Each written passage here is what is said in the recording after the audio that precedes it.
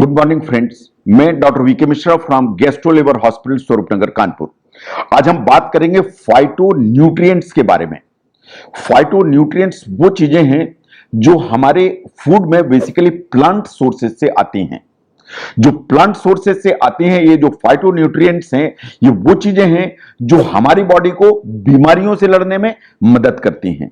आज हम phyto nutrient के बारे में बात करेंगे। जितने भी कलरफुल फ्रूट्स हैं या कलरफुल वेजिटेबल्स हैं, वो वास्तव में फाइटो न्यूट्रिएंट्स से भरे हुए माने जाते हैं।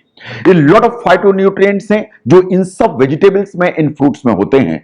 There thousands in number and science ऐसा मानती है कि एक्चुअली ये जब कॉम्बिनेशन में काम करते हैं तो become very powerful in preventing many diseases which we get. तो इसलिए ये शायद हमारी बॉडी के लिए बहुत इंपॉर्टेंट है।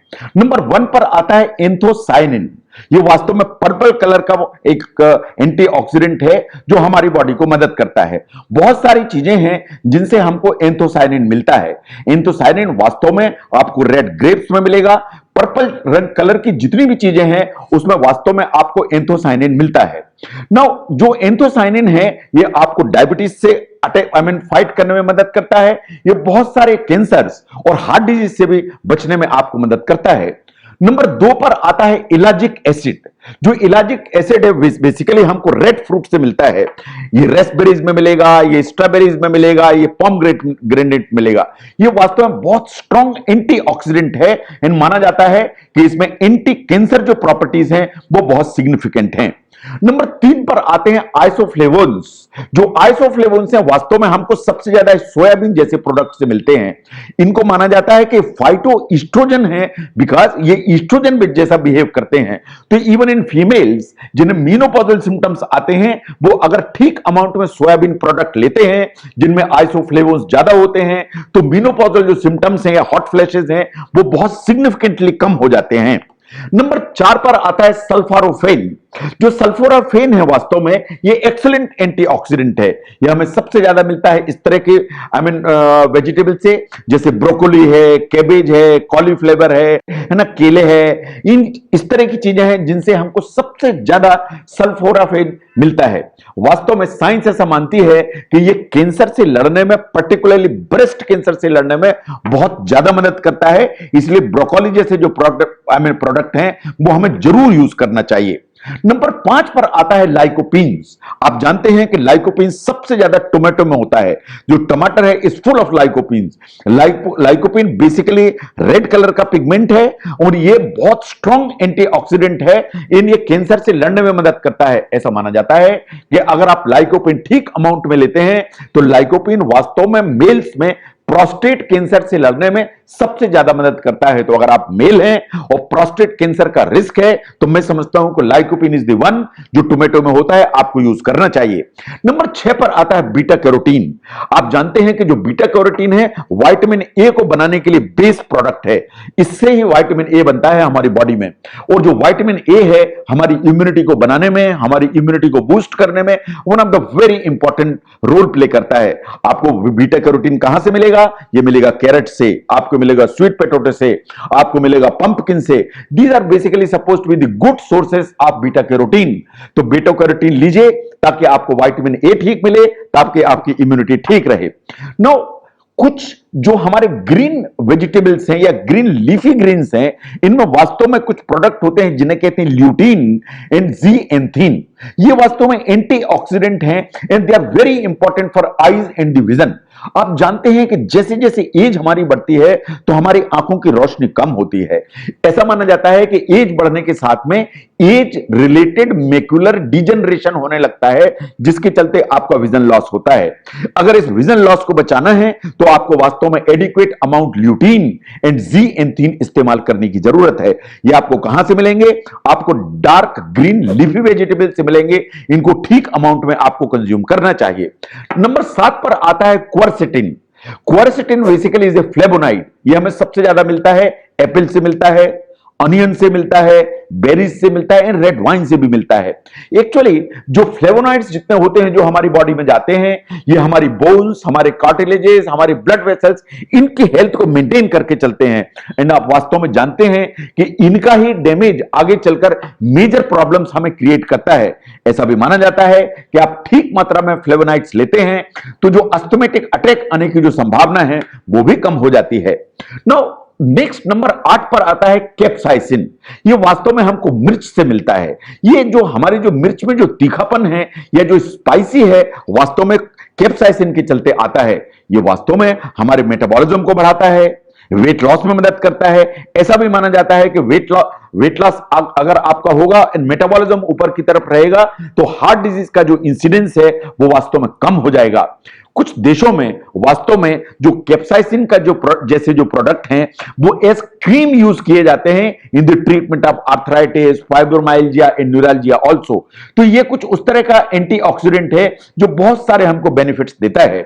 नंबर 9 पर आता है करक्यूमिन। करक्यूमिन के बारे में मैं ऐसा मानता हूं कि आपको जानकारी होगी।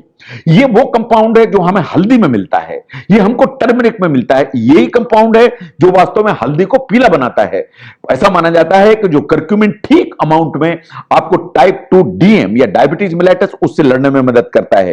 ये आपकी बॉडी के अंदर इंफ्लेमेशन को रिड्यूस करता है, ये ऑस्टियोआर्थराइटिस के इंसिडेंस को कम करता है। इन वास्तव में आपका जो डिप्रेशन है, एंजाइटी है, उसके इंसिडेंस को वास्तव में आपको कम करता है। लेकिन जितना करक्यूमिन आपको हल्दी में जो आप रोजमर्रे में खाने में खाते हैं उसमें शायद आपको एडिक्वेट अमाउंट नहीं मिलती है। अगर आपको एडिक्वेट अमाउंट चाहिए तो शायद आपको सप्लीमेंट लेने की जरूरत पड़ेगी। नंबर 10 पर आते हैं लिग्नेंस। They very important. जो लिग्नेंस हैं वो हमें कहां से मिलते हैं? हमको फ्लैक्स सीड से मिलते हैं, यानी अलसी से मिलते हैं, हमें सीसम सीड से मिलते हैं, हमें होल ग्रेन्स में मिलते हैं, हमें बीन्स में मिलते हैं, हमें बेरीज में मिलते हैं। एक्चुअली जो लिग्नेन होते हैं हमारी बॉडी इनको कन्वर्ट कर देती है कुछ उस तरह के कंपाउंड में जो ईस्ट्रोजन जैसा बिहेव करते हैं। एंड ऐसा माना जाता है कि अगर आपकी बॉडी में ठीक मात्रा में लिग्नेन है तो हार्ट डिजीज एंड एंडोमेट्रियल जो प्रॉब्लम्स हैं, पर्टिकुलरली एंडोमेट्रियल कैंसर, उसके होने की जो संभावना है वो वास्तव में कम हो जाती है। नंबर 11 पर आते हैं प्लांट स्टेरॉल्स। ये जो प्लांट स्टेरॉल्स है, जो भी हम खाते हैं, जैसे हम सोयाबीन खाते हैं, हम राजमा खाते हैं, हम मटर खाते हैं, हम दालें खाते हैं, हम इतने सारे नट्स खाते हैं, इन सब में जो प्लांट स्टेरॉल्स होते हैं वो एडिक्वेट अमाउंट में होते हैं। साइंस ऐसा मानती है कि अगर आपकी इंटेस्टाइन में एडिक्वेट अमाउंट में प्लांट स्टेरॉल्स हैं तो वास्तव में आपके जो इंटेस्टाइन से जो कोलेस्ट्रॉल एब्जॉर्ब होता है उसको ये ब्लॉक करके चलते हैं। तो जहां तक कोलेस्ट्रॉल के मैनेजमेंट का सवाल है, उसको प्रॉपर मैनेज करने की अगर आप सोचते हैं तो आपको प्लांट स्टेरॉल पर ध्यान देने की जरूरत है।